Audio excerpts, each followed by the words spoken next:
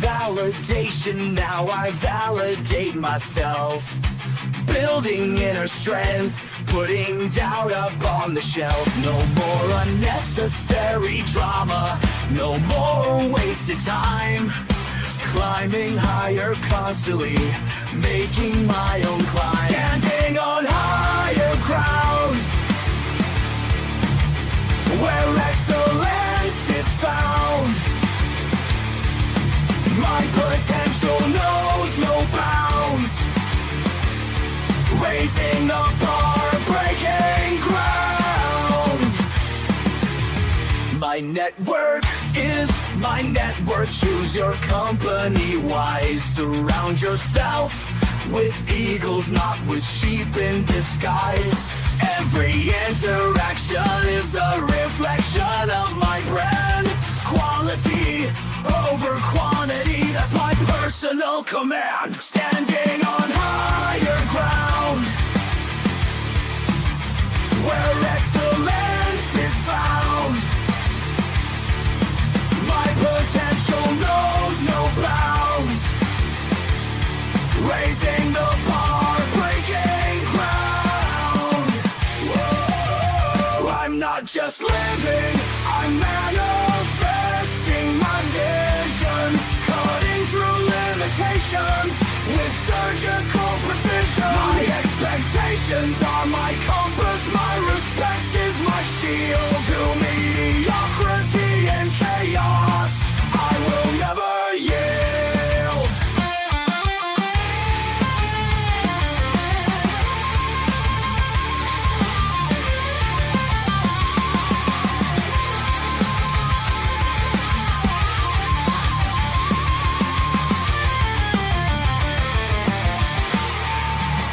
I'm not just living, I'm manifesting my vision. Cutting through limitations with surgical precision. My expectations are my compass, my respect is my shield. To mediocrity and chaos, I will never yield.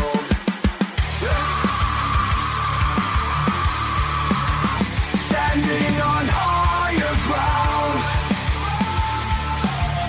where excellence is found. My potential knows no bounds. Raising the bar, breaking ground.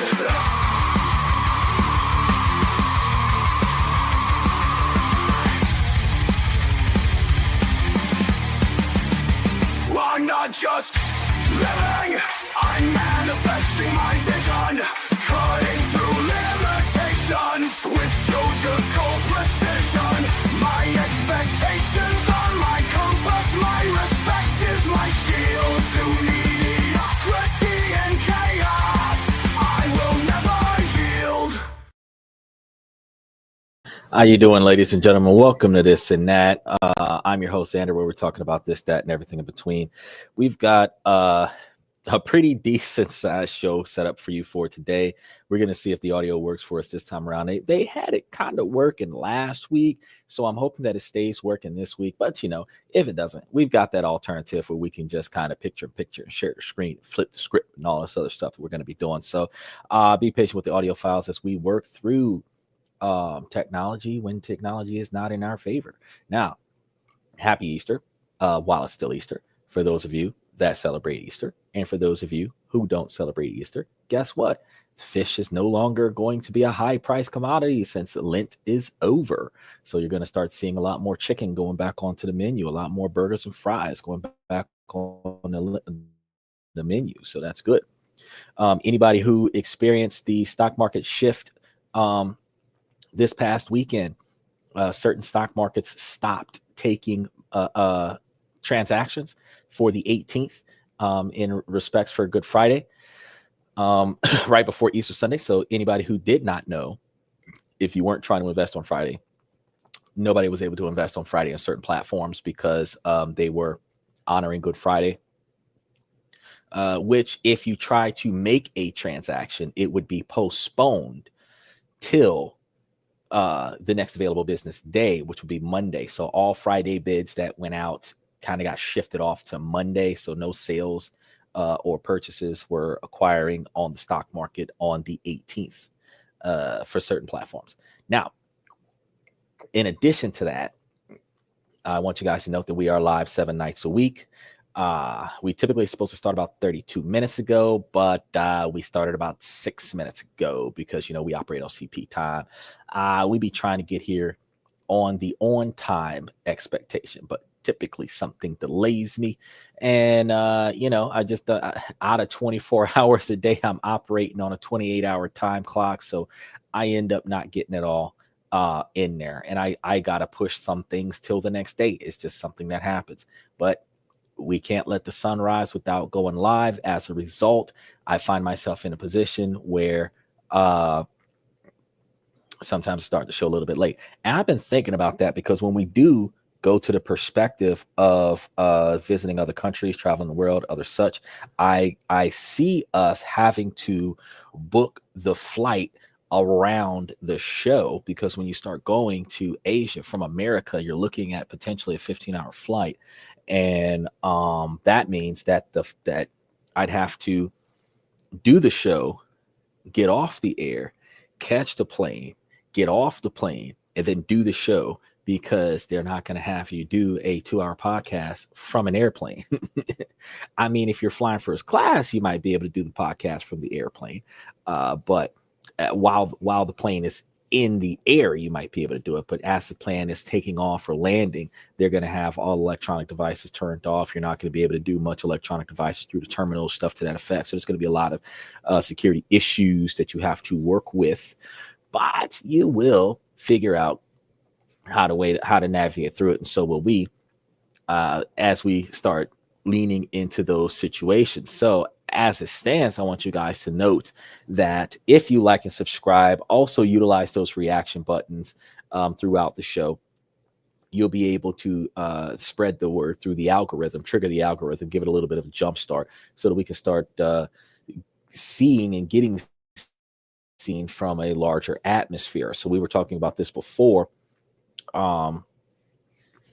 because we have a limited interaction right now. We're working on it. We got quite a few people that do come and talk, but we do have more people that watch and lurk than we have people that talk. So speaking of talking, you guys can click that link, approve to mic, approve to camera, and when you get in and we confirm that you're over the age of 18, we can bring you onto the show live.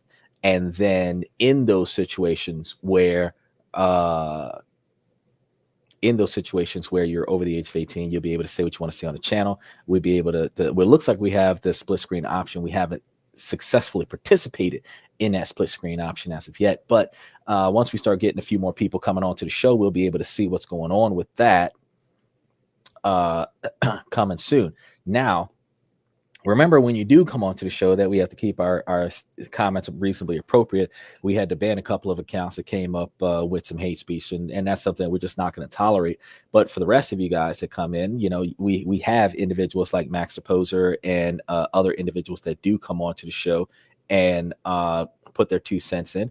And when they do, we like to give them a little bit of a shout out, like GGR that has first time tonight. We really appreciate you coming. And GGR is first time ever, as a matter of fact. So I appreciate you coming to the show. But also note that we have, I see how you tried that. It's very interesting, your wordplay with the hard R. I'm gonna let it ride, GGR, because, you know, I don't really care. Either way, if it becomes too outrageously inappropriate, then I'm not going to be able to do anything about it. But that was very creative, and I take that as that's the line. Further than that, and I got to do something. But, you know, we got those trolls, and I appreciate the trolls, because without the trolls, we wouldn't have. So either way, note tonight is our Tonight is our Sundays platform that is open to the public. We do the questions and comments from the fans. So as long as those questions and comments are appropriate, because as I was saying a moment ago, that when we have some of the fans that come up like Max Opposer, Ruderus, and Nico, individuals that are young adults that are not quite at the benchmark of 18 years of age, the comments and dialogue should be reasonably educational, even if it is sensitive in nature, out of respect for those that are coming in at a younger age trying to learn something. So I want to make sure that we keep the comment section remotely clean. Even though it is an adult podcast with adult topics on here, we want to make sure that we are appropriate with our adult topics. Beyond that, appropriate comments in the comment section, reasonably appropriate comments in the comment section. We want to be able to hold those down because people will be able to see those. Well, some of them, because a lot of them, even YouTube won't even let those comments air. And that's when you know that you've got a problem, if YouTube won't let your comments be seen. But this individual, creative as they are, made a profile photo that has part of the word and then made their name the rest of the word, and then decide to throw it in there.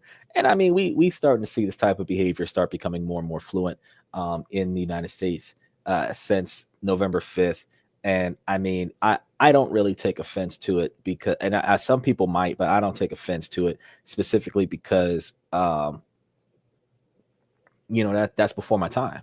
That's like the basic reasoning. It's before my time. And since it is before my time, and I understand the origin of where it came from and how it deteriorated into something derogatory, I try my best not to, as often than not, condone negative behavior by retaliating to that negative behavior with more negative behavior. So at the most, if I acknowledge the existence of the negative behavior with a response, I try to keep my response appropriate. But in situations where stuff like this happens, I'm not going to retaliate with more negativity, because that's just otherwise inappropriate. More so, make sure that you guys like and subscribe as you keep coming in, because every heckler could potentially turn into a longtime fan. Because you can learn stuff from this channel. Tomorrow, Monday, we're supposed to be having us a topic tomorrow that's going to benefit our financial decisions as things change with the economy. So we're going to be trying to look at that. We're going to be looking at some investment opportunities on Tuesday. Bayside asked if we could try to hit on some decent movies that old ones, good ones, new ones, some that are in theaters, and trying to find like movies around the world kind of thing. That'll be a challenge in and of itself. I probably will pick like 3 good movies from like 5 different countries, and probably have just like 15 different movies from back in today and today that are good movies that in different genres that people can take a look at and alternate them between in the movie theater still versus on platforms like Netflix and other such, because I mean, they're good. If they're good movies, they're good movies regardless. And we can kind of shoot the breeze on those as well, because on This and That, we do talk about this, that, and everything in between, but we kind of try to generalize it to specifically like how to make yourself financially successful. And then in addition to that, how to make yourself socially successful, because social success encourages success in your relationships, success in your friendships, success in your family life, which gives you more focus on having success in your business life, because your personal life can negatively impact your business life, and your business life can negatively impact your personal life. So if we focus on the success of your business life Monday, Tuesday, and Wednesday, we focus on your success in your personal life Thursday, Friday, and Saturday. And then Sunday, we do questions and comments from the fans that addresses everything under the sun. We can have a well-rounded scenario where self-improvement comes from coming to the show 7 days a week. In addition to that, make sure that you guys, like I said, as y'all come in, like and subscribe, utilize those reaction buttons. Don't be afraid to ask questions. Special shout out to those of you that's watching us on Twitter. I see y'all. And then the rest of you guys that are watching us on Twitch. Special shout out to Red Void and Danny Steffen for popping up on Twitter, because I see you. And then the Bayside, who just dove in today.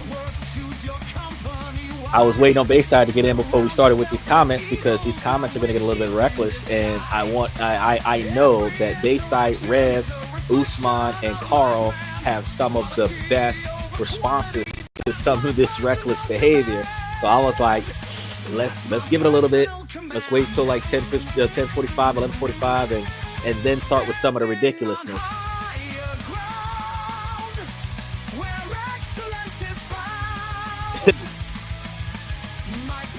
And then we're in a situation where the internet is doing doing what it's doing, like we always do.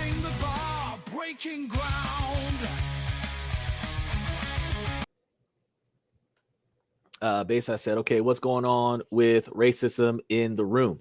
Okay, so apparently somebody made a profile that has part of it as a screenshot and then the rest of it as a name, and together it turns into a derogatory situation. However, it is technically not inappropriate by YouTube standards, because only the second half is the name and the first half is an image. But I mean, if you're offended by that, you can always report it to YouTube and they'll ban the account. It's a situation that we just have to deal with from time to time, because people try to spark a rise. A lot of times, people who have nothing to do with their lives but trigger a stranger will jump onto a live podcast such as this, especially one that is in fact paying attention to the comment section, and throw in something negative like that to get everybody in an uproar for it. And when that happens, they are at their house in their bedroom, lonely as fuck, kikiing at the fact that they just riled up a podcast full of commenters.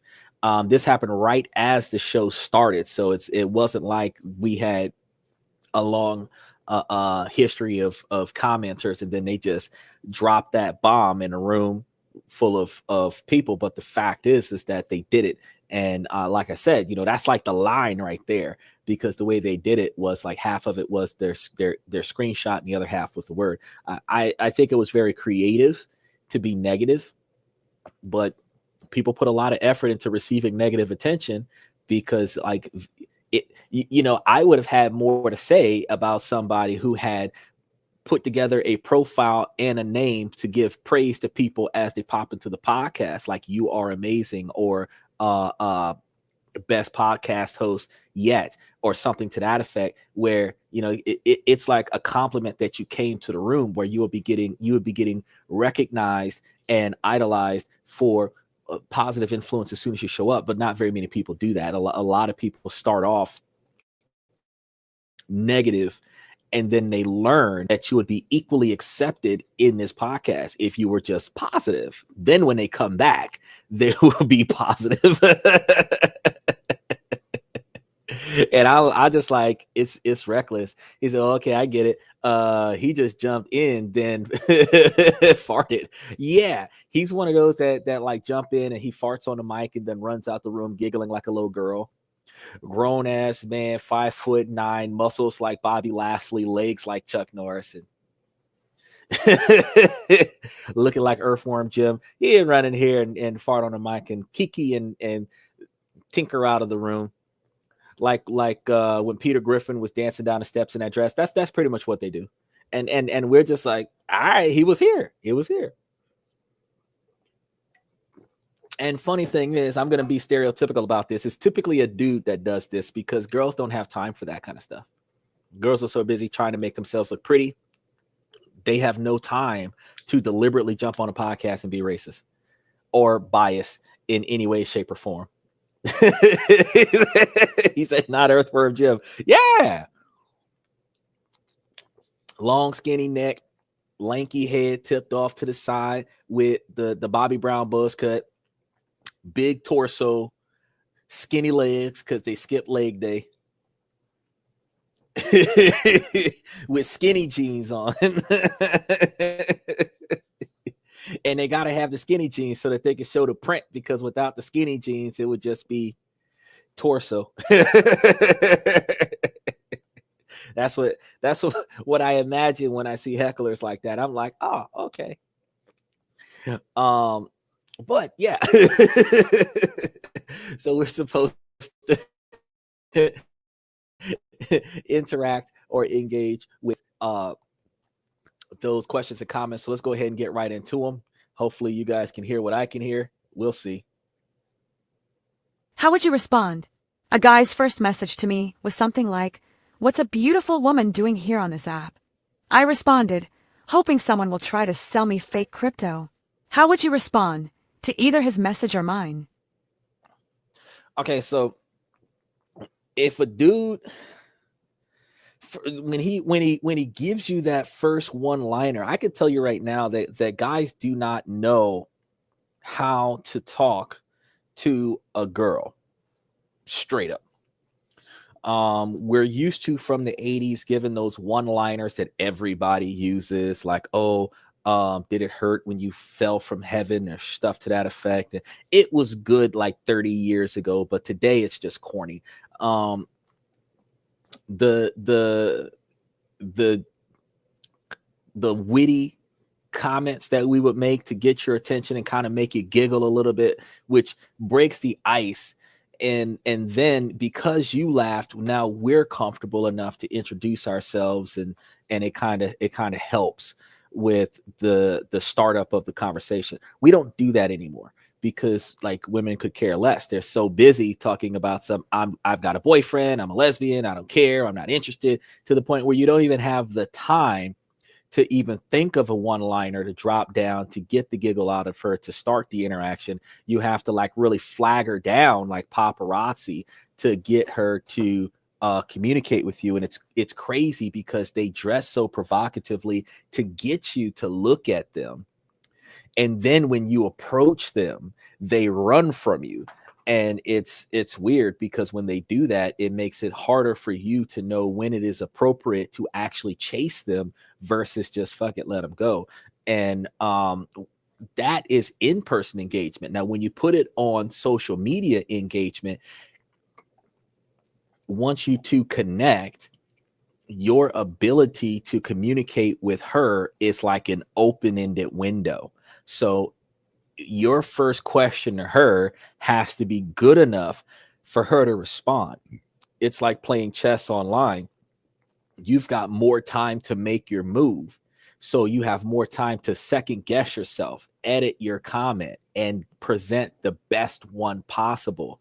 And what he said was almost like super corny. Now, your response to his response shows that you have a strange sense of humor, which means that you could be a jokester. And if perceived in a positive light, guy might say, okay, she's a jokester, and then proceed to try to sell you Bitcoin, and then not even sell you genuine Bitcoin, perceive to sell you the knockoff Bitcoin, the way they used to sell knockoff J's. So it's Bitcoin with the lowercase, or it's Bitcoin with a K, and then and turn that into a nice conversation where you guys can have a couple of laughs before you start getting serious with your comments. But the way your rebuttal to his question was so sarcastic that it could have been taken offensively. Well, he's like, well, as beautiful as you are, you should not be on a site like this, because you should already be taken, right? That's the perception from his message. And then your response is, oh yeah, I'm just waiting on somebody to fucking catfish the fuck out of me real quick and sell me some bullshit. Is that what you're doing? And then how does a guy respond to that? It's hard. It's hard. Like, so and truth be told, because it's just text, you didn't throw the LOL on the back of there. You didn't have the emoji of the smiley guy or the character laughing, where I could read what you say and then see the emoji that gives the emotion behind the text, where you're like laughing or something like that while saying the comment, where I could perceive it as a joke. I'm just reading the words, just the words. And truth be told, a lot of people might look at those words and be like, oh, damn, that was cold. Like she dissed me out the first question. And that would ideally have a guy not respond to you after that. Now, we already have a high volume of ghosting on social media. Men get ghosted more often than women do because men are required to make the first approach. And more often than not, women will not put forth the effort to reciprocate with a simple no thank you. So since men are getting ghosted more often than women are getting ghosted, when a woman gets ghosted, she is more offended by it than a man is. I mean, it's equally hurtful, but because women aren't used to being ghosted, it impacts them more than it impacts men, because they're like, the women are in their 30s experiencing rejection for the first time, and men have been getting rejected for like the last 30 years. So while the first 5 or 7 times a man got rejected, it hurt hard. Like, I've been getting rejected for 30 years. It's not an issue now. It's like, on to the next one, numbers game like Quagmire. But yeah, when a woman first starts having to pursue because nobody's pursuing her, she's already hurt. Then when she starts being rejected off of her pursuits, now you feel what men have been feeling for the last 40 years. And then women don't even change and start becoming more approachable. So yeah, that's going to be a pretty tough dynamic to be in. Like I would ask the same question, like, how do you respond to your sarcasm and his corny question? To be fair, if I were you, I would not have responded with, waiting on people to sell me something fake. I would have responded more genuinely with, I appreciate the gesture, but I was looking for a serious long-term relationship. And then, like, once you guys start confirming what your interests are, you probably start joking back and forth, or use metaphorical jokes where people can laugh. The same way I coined Earthworm Jim for our heckler, stuff like that, where if anybody who knows about that can get the inside joke, and because they got it, they'll find entertainment in that. And that shows a different level of wit, because a man isn't looking for a woman that's witty, because we don't like sarcasm. Believe it or not, men do not like sarcasm. They don't like being talked back to. They don't mind your opinion, but they don't want it to be forceful. They don't mind your independence, but they don't want your overbearing behavior. They don't want to be dominated and ruled, but they do want you to be able to know what you want when the question comes up. What do you want between being self-sufficient and being a dictator? And when you cross that line, that's when men stop tolerating the assertiveness of women. So, practicing being witty on the icebreaker questions, not a good idea for a woman. It's not a good idea. Now, if he throws out something witty, it would be a resonance or vibe, if you will, if you counter that witty with the same type of wit. So, for example, he coined a statement that you were too beautiful to be on the app, and your response to that would have probably been something along the lines of waiting on my Prince Charming to catch me as I fall on this app kind of situation. Still equally as corny, but it is piggybacking off of his statement where it is not being perceived in a negative light. Or you could have said something like hoping to find someone as equally attractive as I am, something to that effect, or you could just simply say, thank you, I didn't think I was that attractive. But that could actually be misperceived as low self-esteem as well. But yeah, that kind of tiptoes into like your question about like how do we crush this scenario. But yeah, let's go ahead and touch base on the next one, because these comments start getting more serious. Like, for example, take this one, for example. I started approaching women IRL. Here's my experience and why I'd recommend it. In case you were wondering, I am 34, tall and sufficiently handsome but not amazing. My main intent is not lots of dates, but just to be competent enough to express my interest in a woman when it matters. Basically, I want to find a wife and have a family soon, and dating apps ain't it.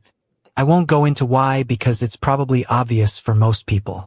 Not a hater, they have a place, but I believe it's limited and too transactional.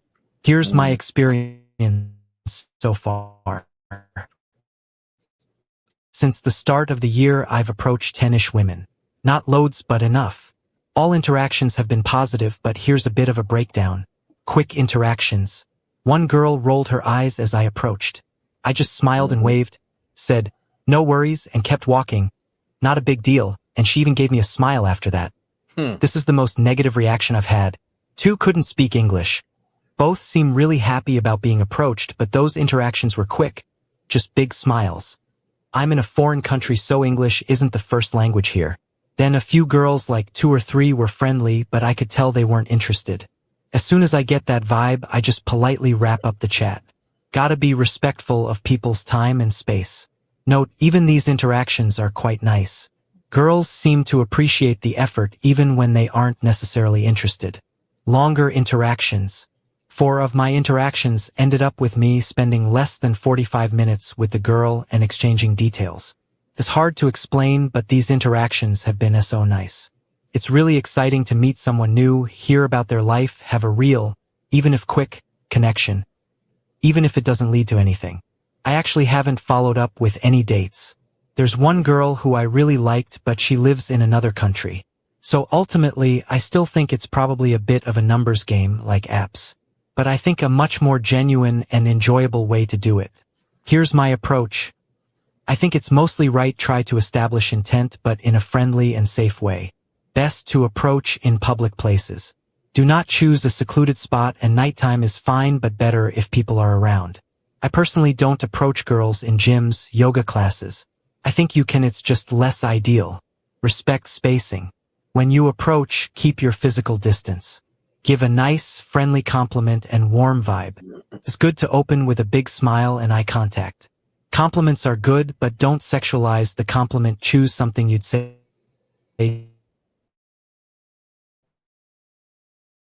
State your intent so it's obvious.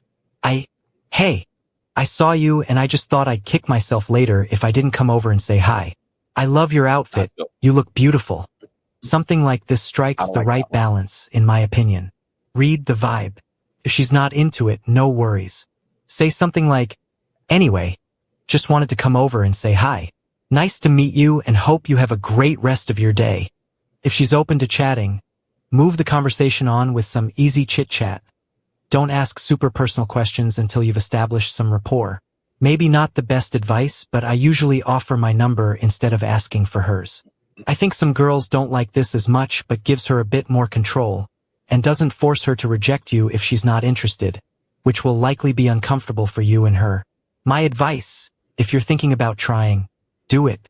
The first is the hardest. I honestly think it was at least 50% easier the second time. I still get nervous now, but way less. 90% less.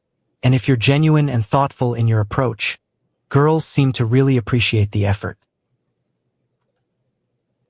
Well, yeah, the more often you do it, the more practice you get. You're used to hearing no, and once you get used to hearing no, the worst they can tell you is no. So you're like, fuck it, let's go ahead and get this no out of the way and see what happens. What I can say is, yeah, it is transactional in person and online. We were just talking about that a moment ago, where we realized that, women are going to have you chase them down some of the times. So it is probably more appropriate for you to communicate with them in an open space and, try to keep 5 to 10 feet between you and the other person so that they understand that you're, trying to communicate with them, not trying to abduct them or take their purse. Those of us from the minority perspective, we have to be a lot more careful because, we're already criminalized by social standards, stereotypes. So approaching a female, we will be assumed to be an attacker. from just about every gender, except for I think the African American woman would probably be looking for a paycheck from that guy, but the rest of the women would be like, "Oh, he's gonna steal my purse," or "Oh, he's gonna take me." And neither one of those situations is the case. We were just interested in getting to know who you are. So, um, yeah, public places, crowded areas probably a better place for a man to engage a woman. It is also better to engage women in a lighted area if you're talking to them at night, because the thought process of people is that the strange things that go bump at night is some guy, when that's not necessarily the case. Um, Usually it's the kids. Um, but because of the stereotype, a guy that just so happens to say hello at night turns into the bump at night that women are instinctively scared of. So you can't even get her attention and say she dropped her wallet without her thinking that you're trying to accost her in some way, shape, or form. So it's better to limit your engagements to well-lit scenarios and open situations. Now, another thing I did like is when you were making the statement of like providing compliments. I don't agree with giving women compliments generally, because the fact that we give them so many blank compliments, where the compliment isn't because you have genuine admiration for the girl, you're giving her a compliment because it's the filtered way of saying that you want to smash. And I don't think that that's appropriate for you to do, because they get those compliments so often that the compliments don't mean anything to them anymore. Yeah, it does strike a little bit of their vanity, but because they're complimented so much, so often, that the compliments mean nothing. And the fact is that there's only so many ways that you could tell a woman that she looks sexually attractive, meaning you want to smash, that they've heard it a plenty of times before. If they're getting complimented a few hundred times a day, every day of the week for 25 years, assuming that they're 30 now, where this would have at least started when they were closer to 15 or something like that. And the fact is, when you shoot your shot at this 30-year-old woman, she's been hearing it for so long that telling her she's cute or something like that, it's not going to go over well as far as like an icebreaker. It's just something that's going to be like, okay, he said it. Yeah, I was expecting to be attractive today, all the effort I put into my outfit. But if you're going to provide them with a compliment, with the way these women dress these days, you don't want to you don't want to see a girl that looks like an escort and say, "Oh, you look cute, you look attractive." That's no. I mean, if they're wearing a full on leggings outfit, it's like, okay, so you look sporty today, right? If she's got the flower dress on, and very few women know how to wear a flower dress, but if she's got the flower dress on, you can compliment that in a way like the seasonal, like, it's Easter time, you're looking festive, stuff to that effect. But oh, you look beautiful. You might as well just save those kinds of compliments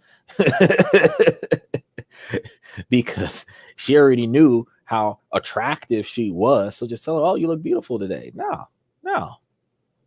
you put a lot of time with that one piece.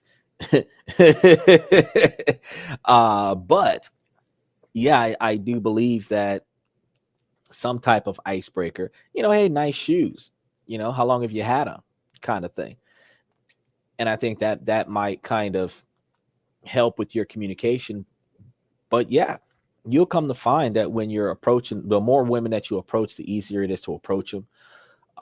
But you're still going to have to deal with a lot of stigma. You're going to have to deal with the ones that look at you funny on the approach, where you might as well just keep it going. And I thought that was just asinine for you to smile at her, because she's giving you rejection in her eyes, like the hatred of you walking up, you could see it in her face. And because you didn't engage, she was happy about that and smiled back. bro, that you dodged a bullet with that one, because that was bitch tendencies right there. Like, if you would have bagged that chick, she would have had a piss poor attitude whenever you came, because she didn't like what was going on, and you didn't even know what was going on because you just got there. Their behavior upon approach a lot of the times can mean a heck of a lot more than the engagements after the approach. You had the ones that were eager to communicate with you, but they don't speak your language. I mean, I see myself traveling to other places and not knowing their language, and I believe that it's a strong, I'm not going to demand this because I'm not doing it, but I am going to say that it is a benefit for you to learn the language of the country you're planning to go to. But for those people who travel the world, you're not going to know 90 plus languages, because it takes a few years to learn one, especially if you're learning languages as an adult. It takes more time to learn a second or third language as an adult than what it does to learn a language as a child. But, nevertheless, there is so much software out there, translate software. They got Temu is selling headphones, TikTok is selling like earbuds and stuff that translates to other languages. So there are ways that you can work around it where you can listen to them and they can listen to you, and it'll respond to you in your language and respond to them in their language. And then you guys can have a dialogue with each other where you're not, where the communication does not stop you from finding somebody new. But most of the countries that you will travel to does have English as a second language, specifically because America is the first country that everybody claims that they want to go to. And to stay competitive, everyone tries to find an English speaking person to aid them in their ability to speak English, so that they can make it to the American market, so that they can be on what is considered the most competitive market platform in the world, where China is like number 2 or number 3. I find this to be good, but that also means that if you're trying to go to another country, they should know some English. I mean, unless they come out of the provinces where there isn't much English speaking out there. But that might be the kind of woman I want to know what her language is, because if she hasn't been Americanized yet, she hasn't been corrupted by the Western culture, she's going to have more traditional values that I'm looking for. And that language barrier, oh, it's cute. I have no idea what you're saying. As long as she knows how to say no in more than one language, if I don't hear no, I'm good to go. But it is a good idea to try to get out there and do it yourself. We talked about this on the show yesterday. You are going to find some issues with in-person engagements that you're not going to have with on the quantity of people that you swipe left on, and the quantity of people that do not acknowledge your swipe right of them, because when you match with their account, they have to match with your account. And if that doesn't happen, it doesn't hurt your feelings, because you don't know that it existed. Because you got to think, you got rejected by a lot of accounts that you never seen. Then out of the accounts that would not reject you, you got a hit from. You may have matched with somebody who liked your profile photo and you like their profile photo, but out of all of the people who disliked your profile photo, you only are told about the ones that actually like your profile photo. You are told about the people who have not acknowledged your profile photo yet and have not rejected your profile photo. Those are the two types of people that you find out about on the app. All the people that don't like your profile photo or don't like your bio in your profile that have rejected you, you don't get exposure to them. So that's a improvement with your rejection rate, but you still have to deal with being ghosted by the ones that recognize that your profile exists. So you might have a few hundred, as a guy, you might have a few hundred. As a girl, you might have a few 100,000, but as a guy, you might have a few hundred messages. And out of those messages, you determine if she's attractive enough for you to respond to her, where you're in the front seat of ghosting her. So that's another thing. And there goes Mr. Satellite with his. My network is my network. Choose your company wise. Surround yourself with eagles, not with sheep in disguise. And then we're going to go ahead and move on to the next one because we got some pretty decent ones today. Quality over quantity, that's my personal command. That's my personal command.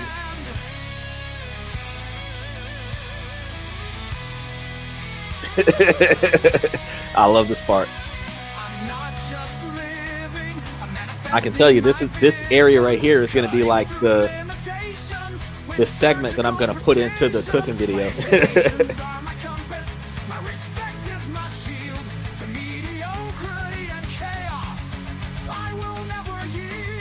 I'll be buying a grocery list later this week.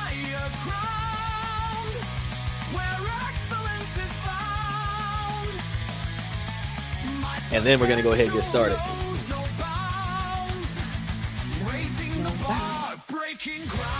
Raising the bar, breaking ground.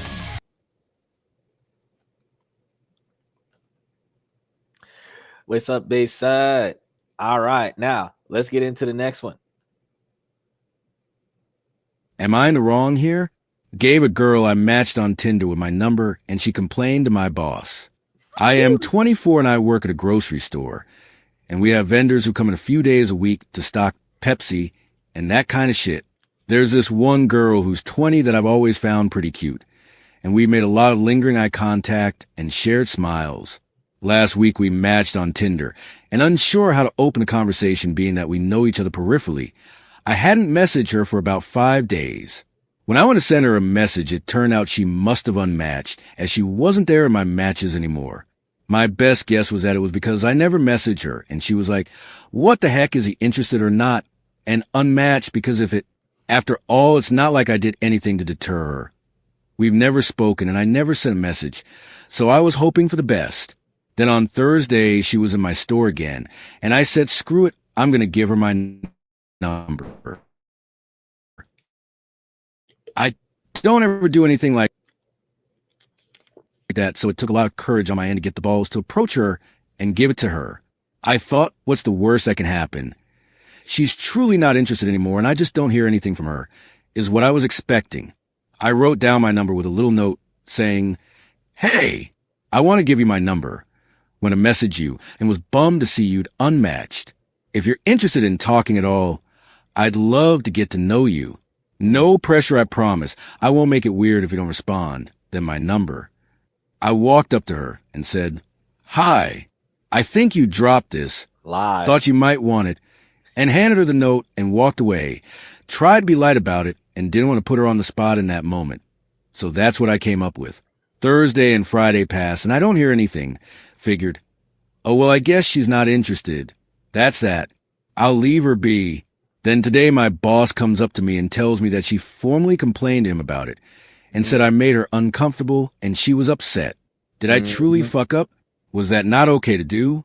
I'm truly baffled, as I thought since we initially matched there was at least some mutual attraction and interest at one point.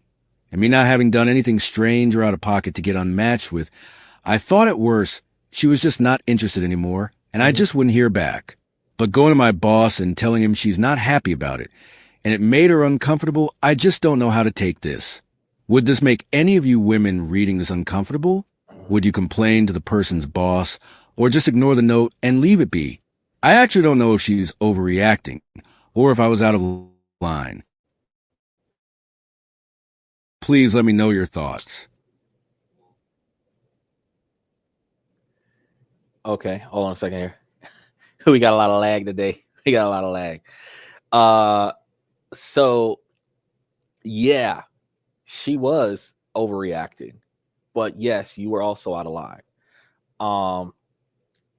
Okay, so to the degree from the old-fashioned in-person engagement, you weren't out of line, but based on social media decorum, you were out of line. Here's the problem. you guys work together. She might actually have some kind of attraction to you. If she has been found staring at you, or if she looks back and sees you staring at her and she's wondering what the fuck are you staring at, that situation happens a few times a week. Now, you just because she's lost doesn't mean that satellite moon walking on Saturn's rings. um but just because she's like canvassing her area while she's unloading the inventory doesn't mean that she's actually interested in you. It just means that like you're active in her area, and some people just have this innate ability to people watch, and they don't necessarily care if like it's you or any other Steve Urkel looking individual that's just doing their thing, and they just have this instinctual habit to people watch. Now, moving on to the key factor here that you missed. This was one of those hidden cues that we haven't talked about here on the show. We haven't.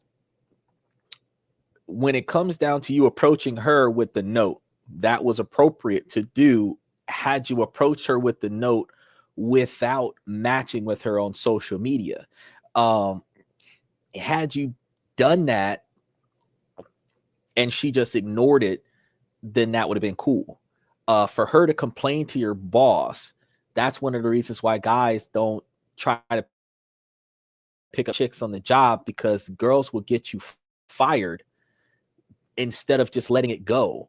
If you thought that if you were in any way, shape, or form attracted to her and you were hoping that she felt the same, you want to meet her outside of work, you cannot approach her professionally and ask for a personal engagement without being reported to HR. We talked about that on the show yesterday.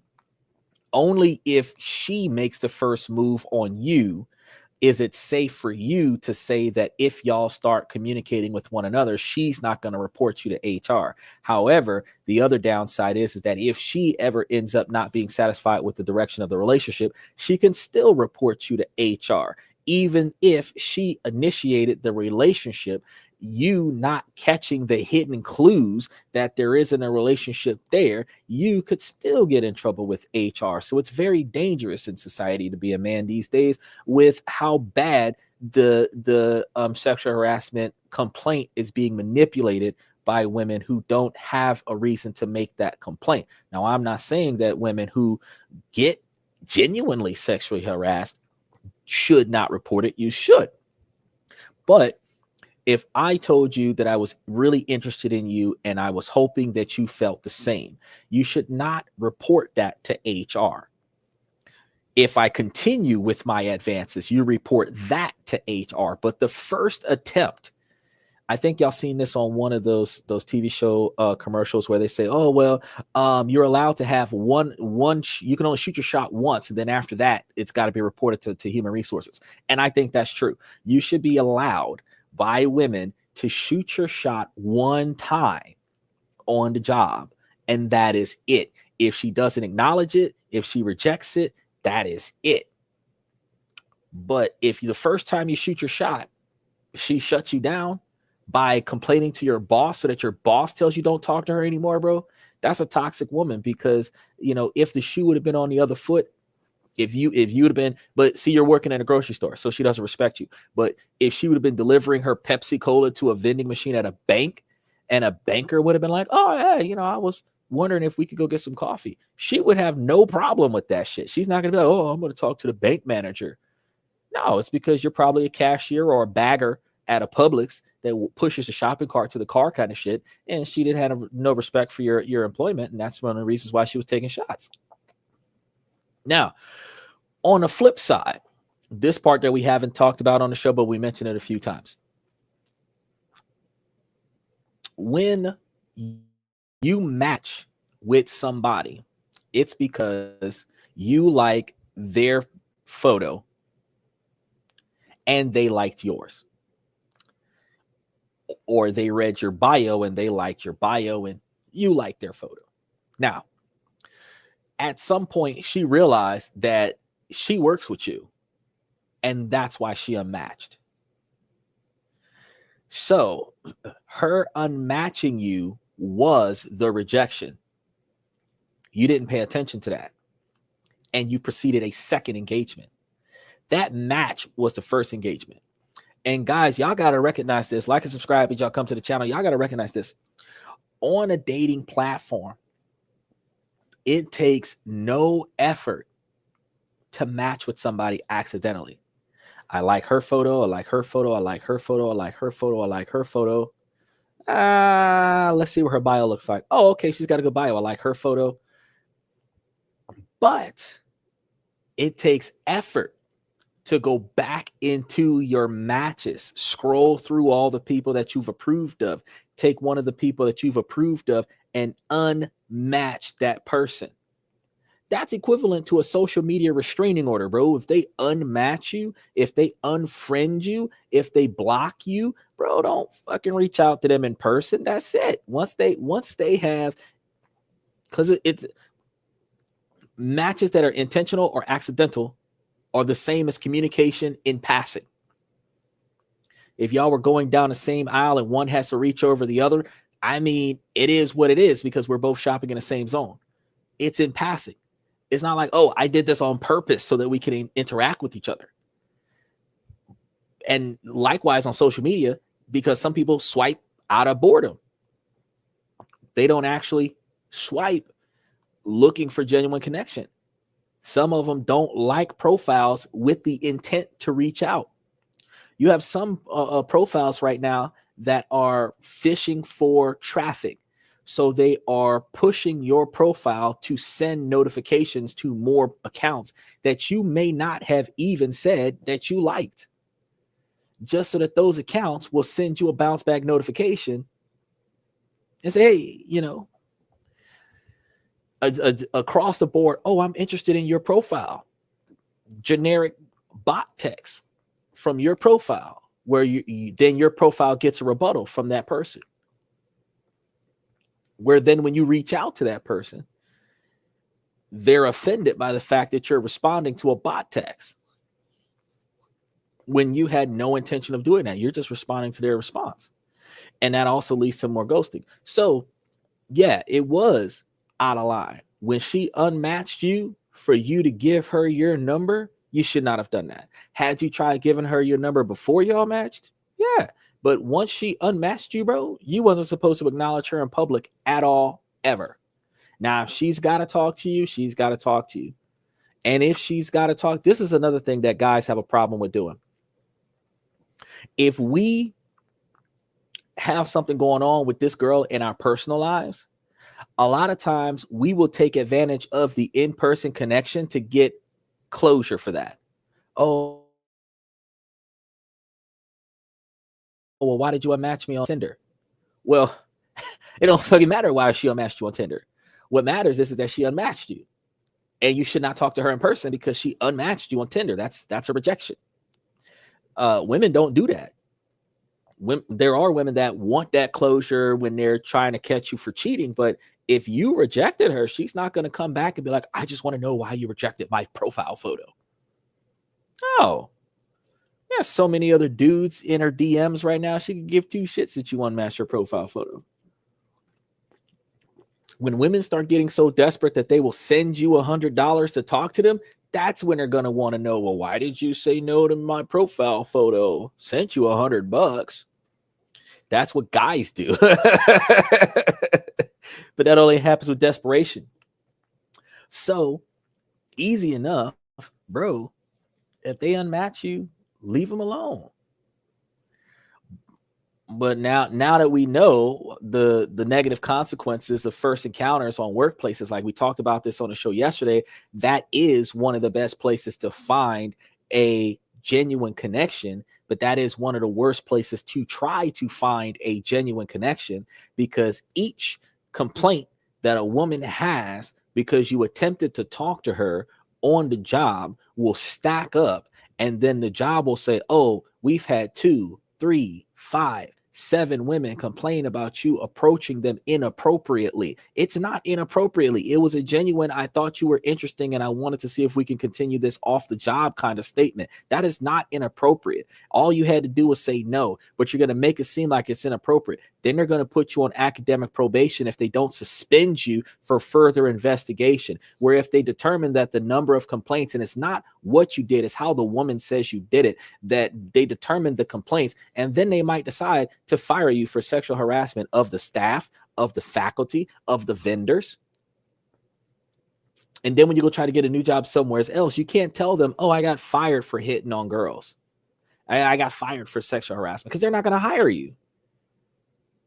You know? And in this technological world, there's a strong possibility that your termination from the last job is on record somewhere, where when you get hired, it will show that you were terminated from the last job for exactly that, which will make it harder for you to get another job. So once they start giving you leave of absence for the investigation of sexual harassment, that's your cue to quit before you get fired. Just turn in your uniform, like, that's all right, I don't work here anymore. So that it's mutually understood between you and your employer that you quit. Because there's 2 things that you don't want to have in your history. 3 things: theft, fraud, and sexual negative charges. Those 3 things you don't want to have in your history. Whether they're true or not, you don't want those 3 accusations in your history. Theft and fraud, people will not do business with you. Negative sexual complaints, people will not hire you or do business with you. You will be blacklisted. So we got to be careful. But even though meeting people in person is clearly important here in 2025, because we're not going to get the genuine connections online, unfortunately, meeting people in person have a lot more risks. So we got to be careful about where we do it at. All right, let's move on to the next one. We got a few. My boyfriend, who's 28 and I'm 4, randomly got aggressive. We've been together for 3 years. 24. And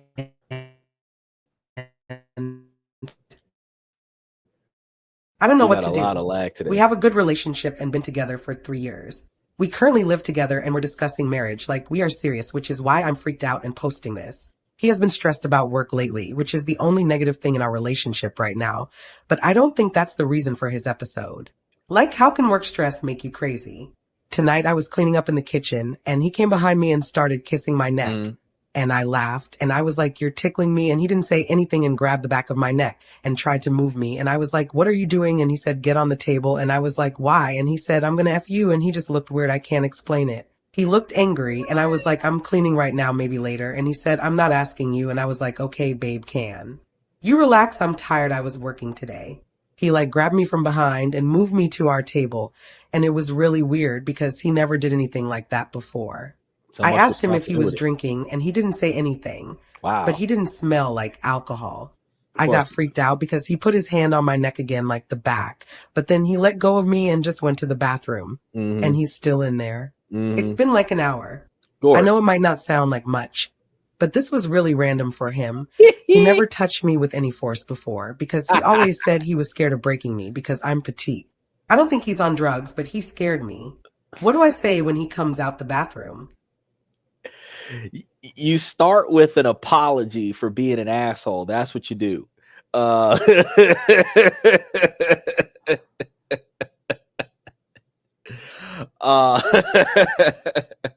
Okay, so whether or not he has a frustration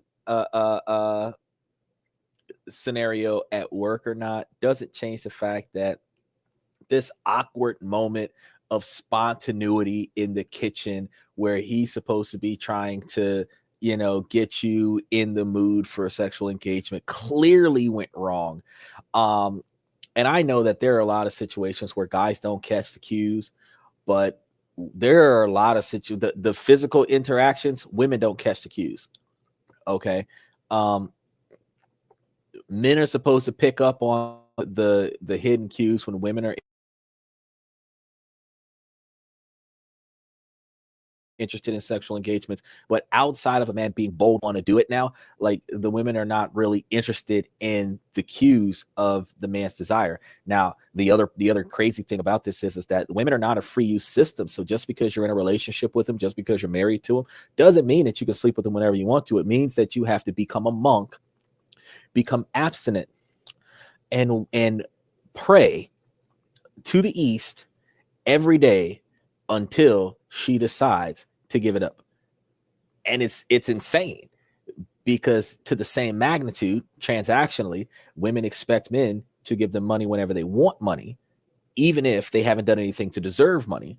But a man can't say, oh, well, I'm in the mood. She doesn't have to be in the mood. If you're in the mood, you're in the mood by yourself. So you're telling me that the guy went to the bathroom. He's been in there for over an hour. That's probably because he's in the bathroom finishing his problem, which is his wife is not satisfying his urges.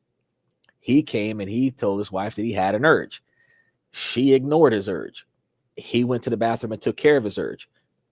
And he's still in there. Strongly recommend that you not only apologize for not catching on, but also reciprocate by spontaneously helping him out with his urges. Because in a relationship of monogamy, when you want him to be exclusive to you, his urges are supposed to be satisfied 100% of the time. So he has no urge to get satisfaction outside of his relationship. And that's just fact. I'm not going to say that it's the woman's job to please her man. It is, but I'm not going to say that. What I'm going to say is that if you want him to not cheat on you with another woman, you want him to not have unmet urges, because if he has urges that aren't met by you, they can be met by somebody else. And while you're going to blame him for having his urges met by somebody else, you first person accountability. If you don't let him leave the house with urges, he has no reason to satisfy those urges anywhere else. Like women who date men that go out of town.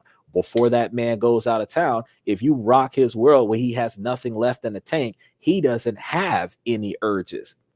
If you drain all the testosterone out of his body before he gets on the plane, he does not have any urges. And halfway through the trip, when he starts regaining his male testosterone, his mojo starts living again. He's looking forward to that same kind of action when he gets back to the house. So if you're giving it to him right before he leaves and giving it to him right after he gets back, he got no reason to have an affair out of town, because he ain't got no energy left.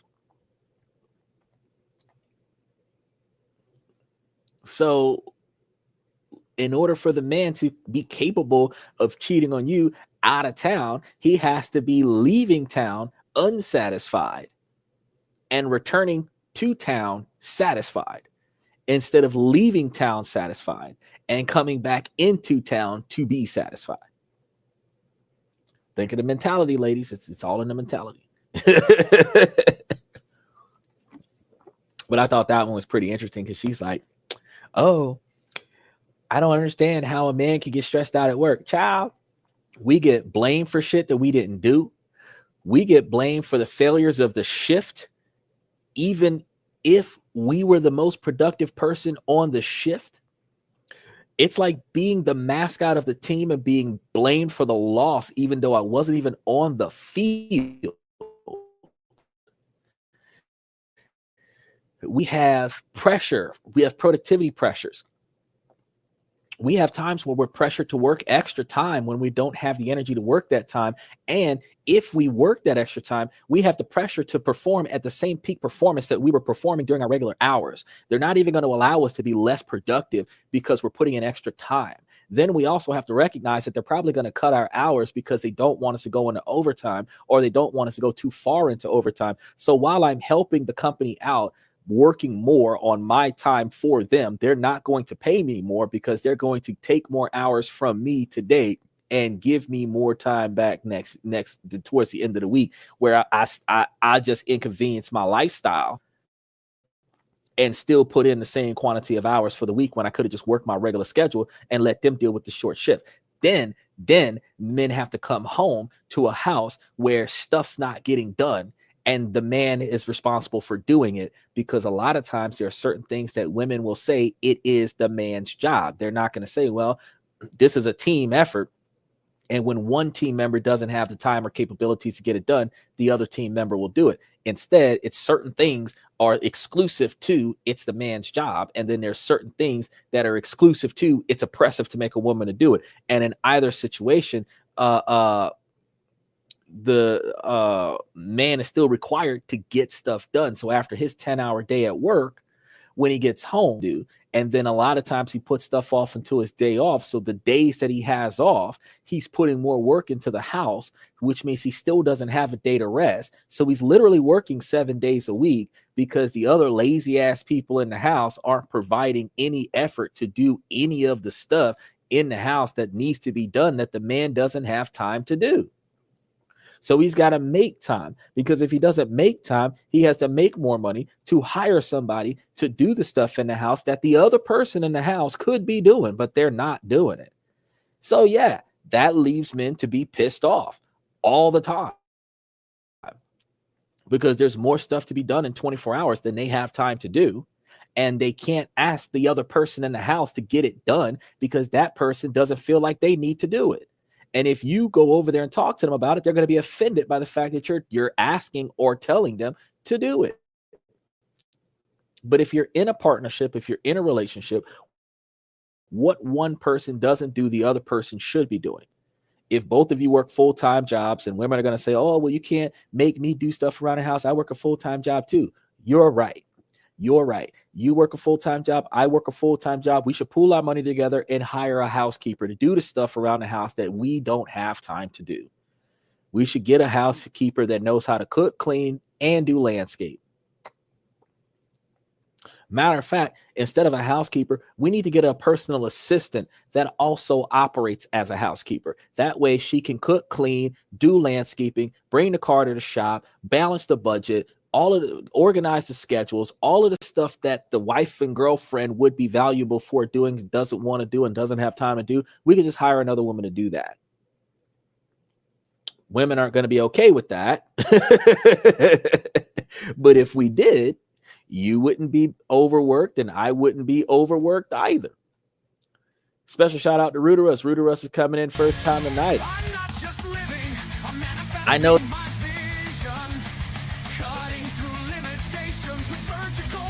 today's been a very good match.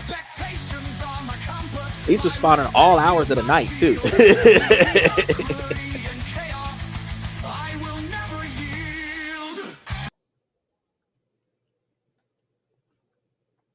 But it's been a rat race on those chess games. We got a lot of people throwing in the challenges now, so it's good to see you again, Ruderus. But yeah, that was the catalyst of that. Is the game over yet? Did you checkmate me yet? Because I think we're like 6 moves in. I think we're like 6 moves in. It's almost over. I'll go in there and find out that his king has floated to the other side of the map. By the way, I'm about to become a GM. Oh, congratulations. So does that mean you're going to get paid to do it? Trying to turn you a profit. That reminds me of that one youngin that was, I think he was like 12 years old. He had this YouTube AFM. So I am AFM now. And then, so what's the difference between AFM and AGM?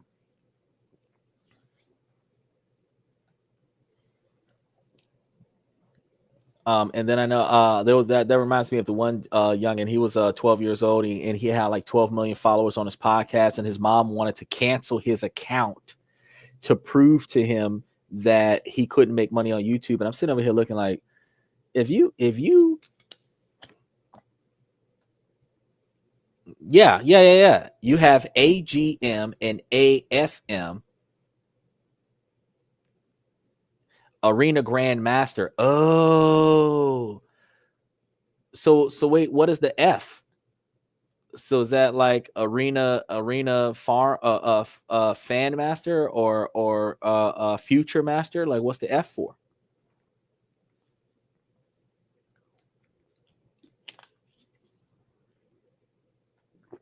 Grandmaster is too high, like 22,500. But that you're like what 2,000, 2,200. So that's not that far away. That's not that far away. You just gotta beat more people than you lose to. Keep practicing with me. You'll learn some off the wall moves where you'll be like, ooh, I gotta think twice about that. Oh, Arena Find Master. Oh, okay. And that's what, like 1800, 2100, something like that. I'm at like 700, y'all. So I didn't know that these things existed. You know, I'm not the best chess player in the world, but I definitely give you a run for your money. I know that. I know you probably tell all your friends, yo, this old guy, he's got a podcast. and he be making some moves that make me think twice. I don't know how they used to play chess back before the internet. The way they used to play chess back in the day before the internet, this guy doing some weird stuff. I have never seen these moves before. Oh yeah, they're always fun. They're always fun, very entertaining. All right, guys, let's listen to this next one because this next one is like left field. This next one is a left field comment here. Let's see because the internet's off this time. I'm 25F. I have a couple of friends, which is great, but I've never dated, never even held hands with a man. So frustrating and embarrassing and lonely. It feels like I'm cursed at this point. I'm not ugly by any means and my personality is decent. It feels like literally everyone else is in a relationship but me. Why is it that everyone else can find partners so easily but I'm invisible? I feel like I'm doomed. I just want a patient, understanding partner who's going to be loyal, share the same interests or values as me, and go on cute dates and trips with me. I want to know what it's like to be loved and desired by someone. I was okay with being single up until I was around 22, but the older I get, the more I crave a companion. I'm so scared that I'm gonna die alone. Yeah, you might. So here's the thing. At 25, well, you say you were like 24, but at 25, it's like downhill from here. You were probably focused on work and education, and nobody was really paying attention to you because you weren't out in the club throwing it back like some of the girls were. Because a lot of the young bucks are chasing fast girls, easy girls. The young girls are chasing wild times. So they're not wild girls are not looking for responsible men. Irresponsible men are not looking for responsible women. And if you were a responsible woman at that time, you were not what men were looking for at that time. Now that you're like 25, the men that are looking for a responsible woman are in their 40s.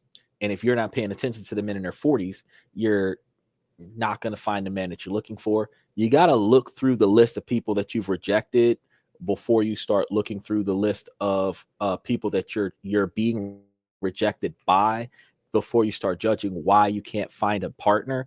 Because since women get approached so much by men, it is true to life that a woman could find the right person if she interviews the person's character before she rejects them, instead of rejecting a person based off of looks, career choice, financial status, or what kind of car they drive.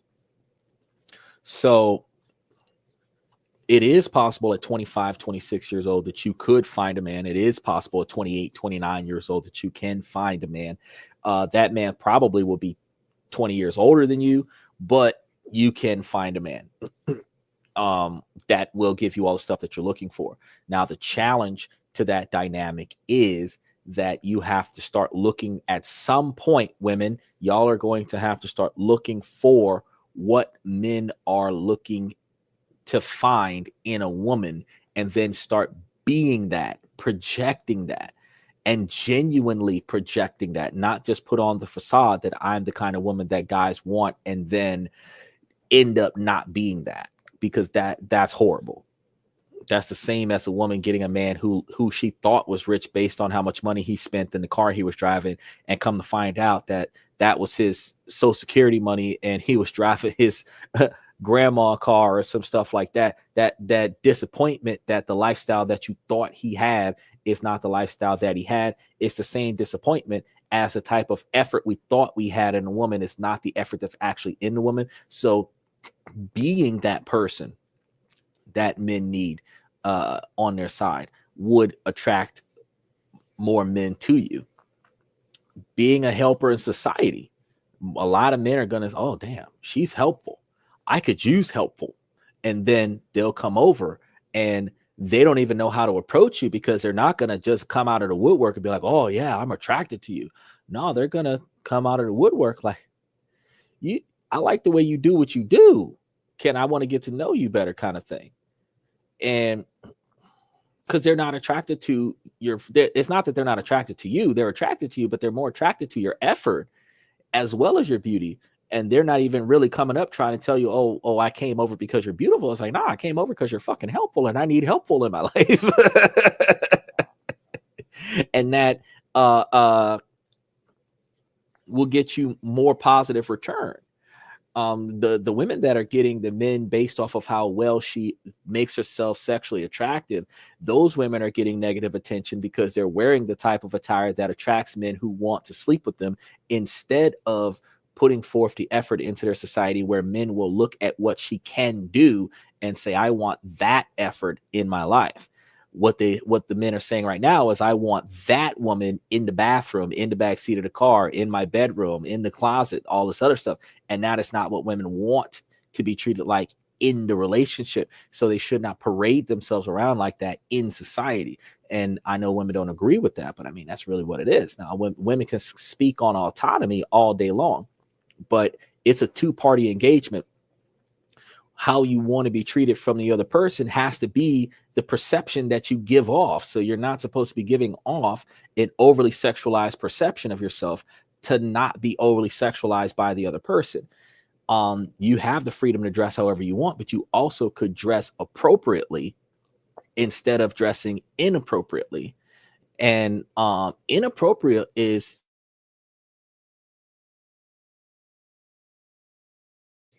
any of your private areas. That's pretty much what it is. If there's a print in the front, in the back, at the top, if there's shadows anywhere, that's an outfit that you shouldn't be wearing. You shouldn't be wearing that. I know some women are going to say, well, what about those full figure women? Well, if you're wearing clothes that fit, there should be no inappropriate exposure of the female body. Because no matter how physically fit a guy is, guys can wear deliberately tight fit shirts that exposes their muscles, and men can deliberately wear loose fit clothes where you couldn't tell if he had biceps or not.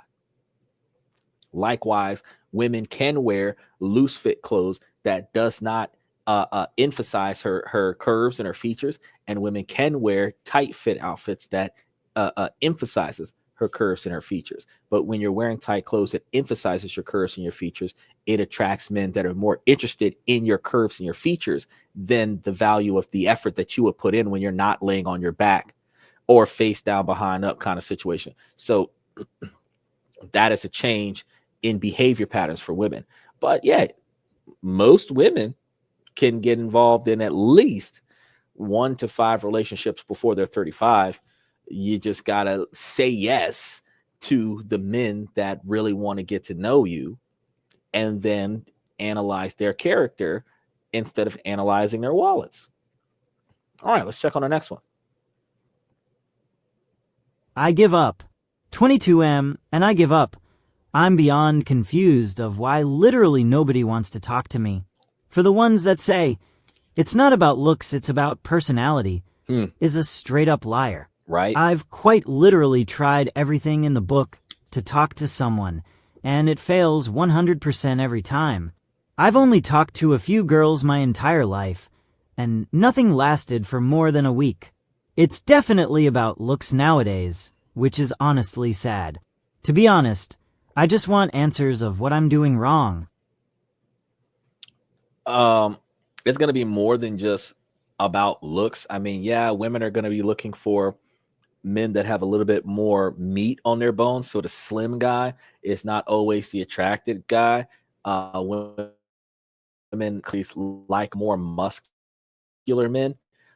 So those of us that are average build and people that are thinner than I am are not readily attractive to women. And that there's nothing that you can do about that as far as a guy. But a lot of guys that reason why relationships are so transactional is because the women are throwing in the extra expectation for capital gains. So if you're dating in a broke girl neighborhood, you'll find women that will talk to you anyway because you're giving them money. But if you're dealing with a self-sufficient woman or a woman that is like an alpha boss lady where she can afford to take care of you and her, and she's willing to do that, then she's not going to care about your money, which means that your character is going to have to shine beyond your physical attributes. And it's hard to find those kinds of women because while women claim that they want all of these positive characteristics, they immediately judge based on physical attributes and financial standards. So before they even find out what your character attributes are within the first 1 to 5 dates, they typically judge you based on how much you spend, your decision-making choice on types of dates, and what type of outfits you wear and what kind of car you drive, and locations for dates. And that kind of messes things up for the women if they're trying to find a long-term relationship. So this is a situation where you have to find that shift, that navigational shift. Because if you do find that navigational shift, then you'll be able to find the type of girls that will lead you into a longer standing relationship. But it's hard to come by here and there. Let's try the next one. My wife, who's 33, has repeatedly disrespected me at 34 years old behind my back. Not sure how to move forward? My wife and I have been married for 7 years and have 2 young children, both under 4. Over the past year or so, I've discovered several messages on her phone that I'd describe as deeply disrespectful and, honestly, hurtful. One instance involved her texting her cousin, who was venting about her own husband.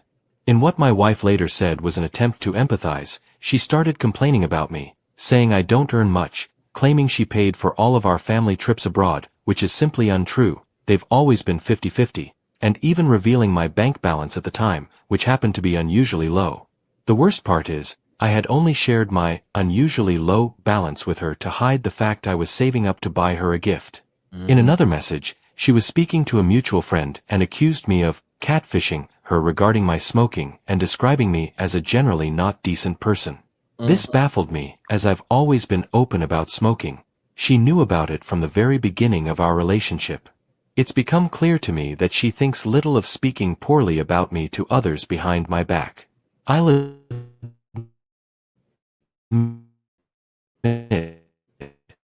I found these messages by snooping, which I know isn't right. But trust between us has eroded, and I was looking for reassurance, which I didn't find. The most recent incident pushed things over the edge. There was a sensitive family matter that I explicitly asked her not to share with a mutual friend. It didn't involve me directly, but if word got out, it could cause serious reputational harm to my family and me. She ended up sharing it anyway. When I confronted her, she said she was angry with me over something I said, which she misinterpreted, and let it slip out of spite. That one really hit hard, because it wasn't just a betrayal of trust, it felt like she was willing to actively harm me and my family's reputation. There are other similar incidents, but I won't list them all here. The pattern is what's most upsetting. Now I feel completely stuck. Part of me wants to try to move forward and rebuild trust, but how do you do that when, 1. She's already betrayed that trust multiple times, and 2. If it happens again, I'll feel like an idiot for giving her another chance. Each time I found one of those messages, it felt like my heart was being ripped out. I've been in emotional survival mode for months. We barely speak except when it's about the kids. To be honest, I don't even know how I feel about her anymore. I'm struggling to love someone I no longer feel I can trust. Has anyone been in a similar situation? How did you move forward? Can trust really be rebuilt after this kind of repeated betrayal? Share. Uh, okay, so if she's been speaking negatively about you for 7 years, the relationship is dead long time ago. She's just in the relationship because of the lifestyle that you're providing for her and the child. And she doesn't want to really get out of this relationship because it's going to provide her with more responsibilities, including the child. So she's just going through the motions. Now, this type of relationship can be maintained until the child is grown. And then when the child is grown, y'all are going to end up in a divorce. You guys do not have enough respect for one another to maintain a relationship. And truth be told is that she has to change on her end in order for the relationship to improve. I'm not just saying this because she's a woman. I'm saying because you have the problems that you have is her lack of loyalty with keeping secrets from the family, her lack of loyalty to you by not bad mouthing you to her, to the general society. And then you have issues where like the things that she's saying is like almost a decade has passed and she has never brought this to your attention kind of stuff. Likewise, if there are issues that she's got going on that she's complaining to somebody else about, you changing. Now, clearly she's depressed about your income status because she had a higher expectation for your income. You can build your own wealth. Instead of wasting money on buying her gifts, and she's clearly undeserving of them, you can invest your money in other places and increase your income so that you have more money.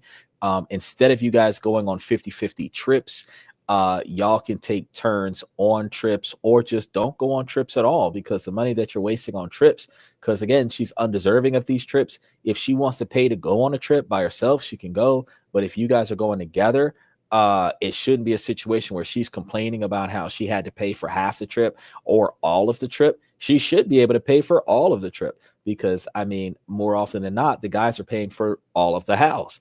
So the women should be able to pay for the entertainment. That's a 50-50 trade-off.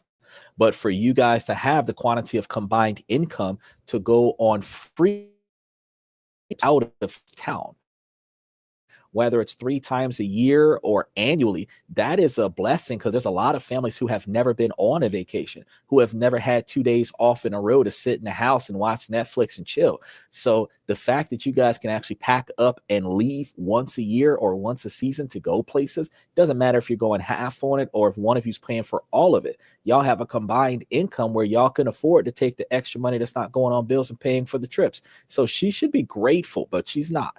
And since she's not, this is one of those situations where I would tell you that it's probably more beneficial to have a sit down with her and discuss the options that lead to divorce. Because if she's not going to change and improve, then you're not going to do this anymore. Now, granted, because you were snooping, I told women this a lot of the times, that ladies, if you go through their phone looking for reassurance, you're not going to find it. You're only going to find problems. When you're in a situation where the relationship is that dead that you have to go investigating and finding either confirmation of the termination of the relationship or reassurance to preserve the relationship is already past life support, and you might as well just pull the plug. But if you're going to try to stay in the situation, you've screwed everything up. Well, you didn't screw everything up, but you screwed up the approach to address these problems by going to her and saying, hey, I was in your phone the other day and I seen these negative text messages that you sent to so-and-so, and I didn't appreciate that. You already know that that's going to bounce back with, well, why were you going through my phone? You already know that, because if the roles were reversed, that's exactly what a man would do, is why are you going through my phone? If you wouldn't have went through my phone, you wouldn't have found that. So the thing that you have to pay attention to is that in this dynamic, that if you were going to talk to her about it, it's like, well, you should probably approach it to the magnitude of, I have had problems with you talking about negative things about me and the family to the people that you know. And if you're going to use an example, you would use the example like the one time that she spoke about personal matters out of anger.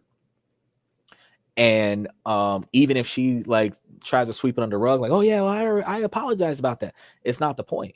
The point is that you think so little of me and you think so little of the family that you are willing to say something negative about me or the family to society. And that's not something that I want to be in a marriage with. I want to be able to confide in you and tell you the truth all of the time.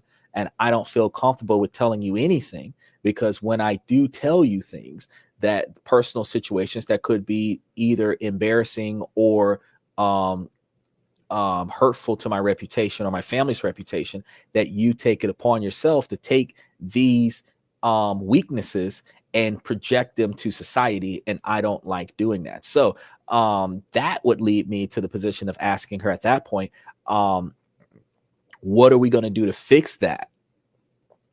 Because if we're going to stay married, I need to be able to trust you to keep the family secrets, which means that you can't talk to your cousin, your best friend, your mom, your nobody in the neighborhood about anything that's going on in this house or anything that's going on in this family. However, my guy, you also don't even have to have that conversation.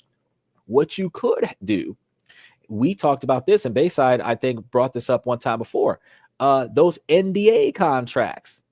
You could just come to your wife and say, hey, so I've been thinking since that last time that you took family information and put it out in the open, I think that you should sign an NDA where for the remainder of our marriage that you will not disclose any information about the family, about my income, about my behavior patterns, as long as I am not committing a crime, as long as I am not threatening your safety, as long as I'm not threatening our child's safety, that you can't speak about it to anyone ever. And just be aware that it is a breach of contract. And you could, ironically, you can write it into your NDA agreement what the dollar value would be of that type of breach of contract. And I can't remember the guy's name, but he had an NDA with somebody, and somebody talked about the operation, the behind the scenes operation that they had.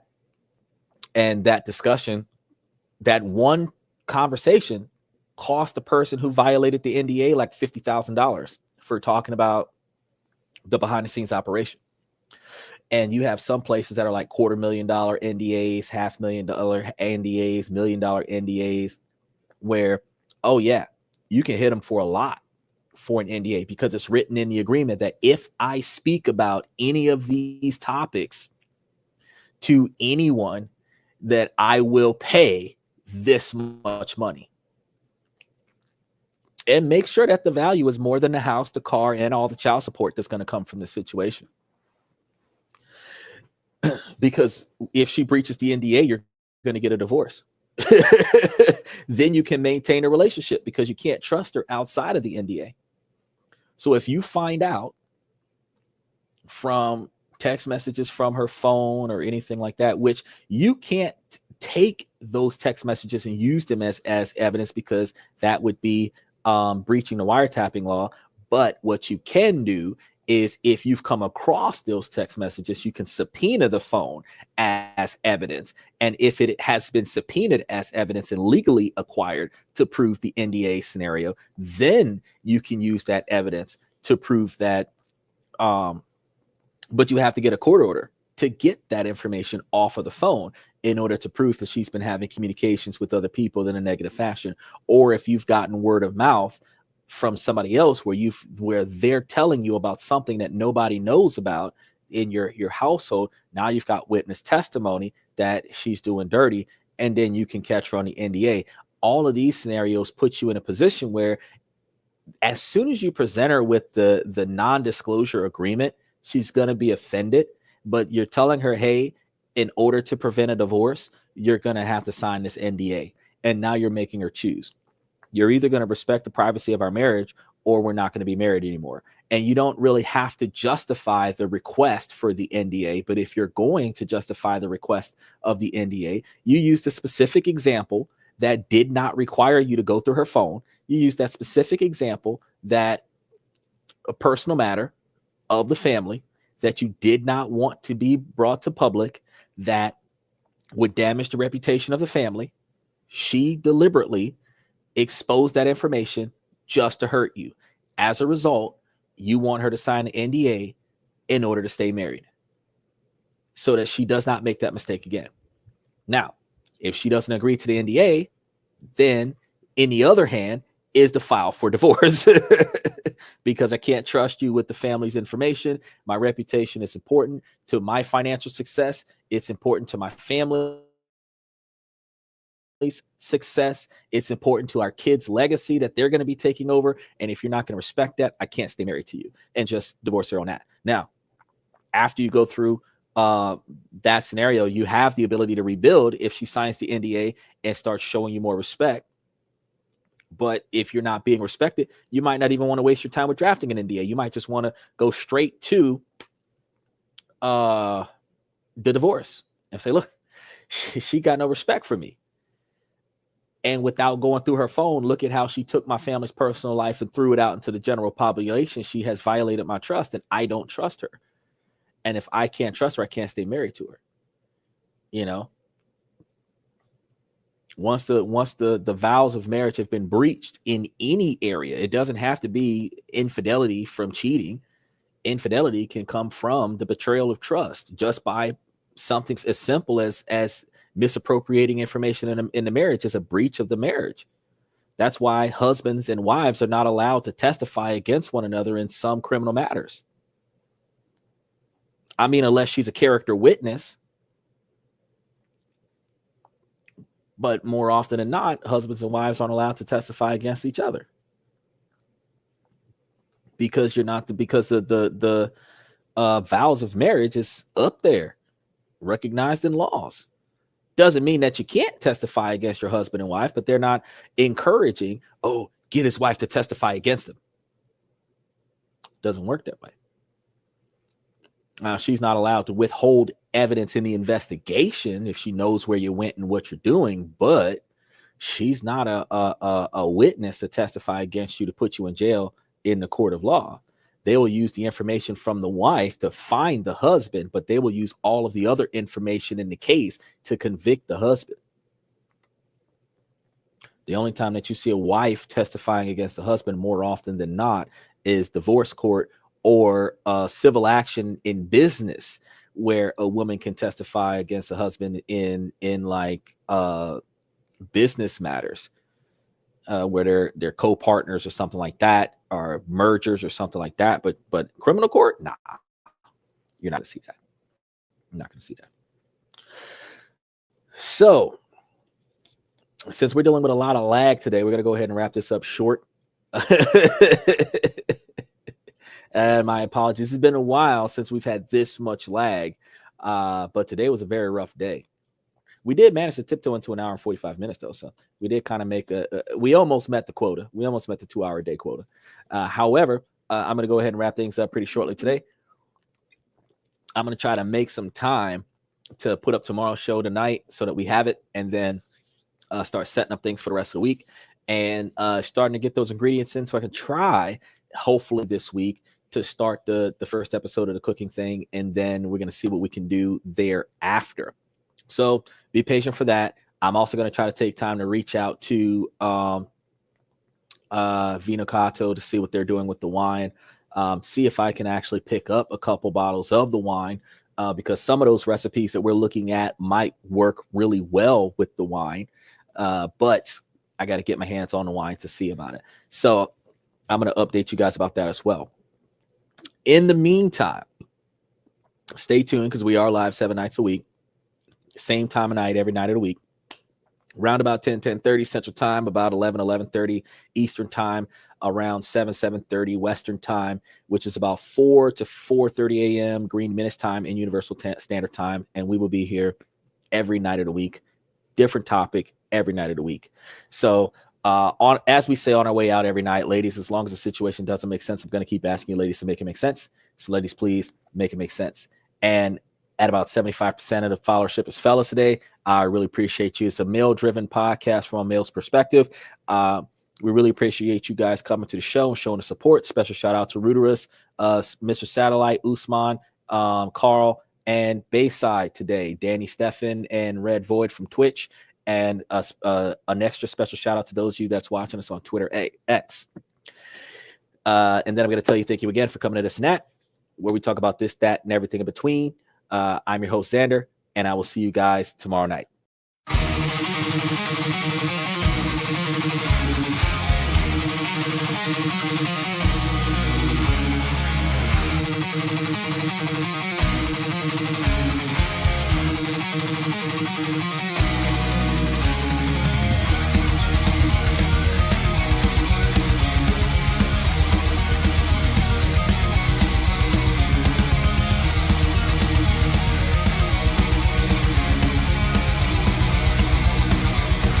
Higher ground.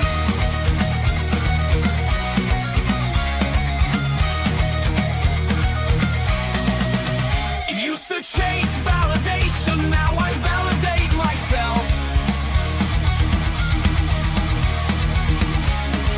Building inner strength, putting doubt upon the shelf. No more unnecessary drama, no more wasted time. Climbing higher, constantly making my own climb. Standing on higher ground where excellence is found. My potential knows no bounds, raising the bar, breaking ground.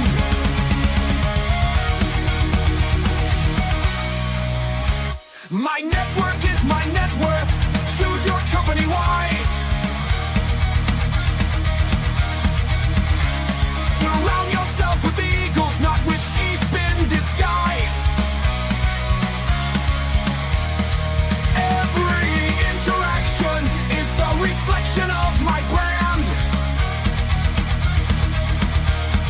Quality over quantity, that's my personal command. I'm not landing on higher ground where excellence is found. My potential knows no bounds, raising the bar, breaking ground.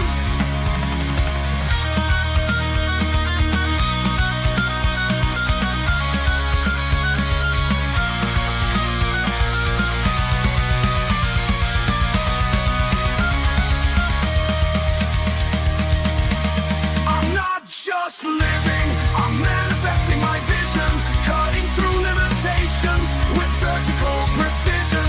My expectations are my compass, my respect is my shield to mediocrity and chaos. I will never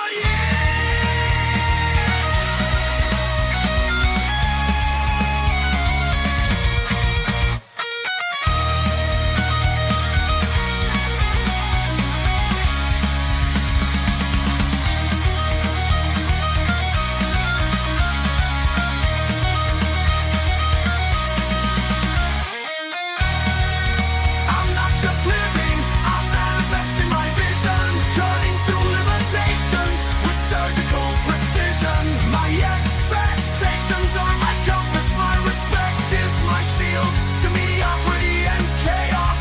I will never yield.